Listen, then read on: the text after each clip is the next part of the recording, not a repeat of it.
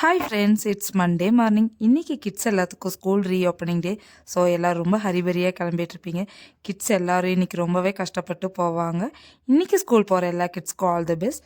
நான் lunch and breakfast ready பண்ணிட்டுக்கிறேன். லஞ்சுக்கு rice வச்சிட்டேன். பிரேக்ஃபாஸ்ட்டுக்கு இடியாப்பம் தான் இன்றைக்கி பண்ணுறேன். இடியாப்பத்துக்கு நைட்டே ரைஸ் ஊற வச்சிட்டேன். அந்த ரைஸ் எடுத்து காலையில் நல்லா ஃபைன் பேஸ்ட்டாக அரைச்சிட்டு உப்பு போட்டு இட்லி குக்கரில் வேக வச்சிட்டேன்.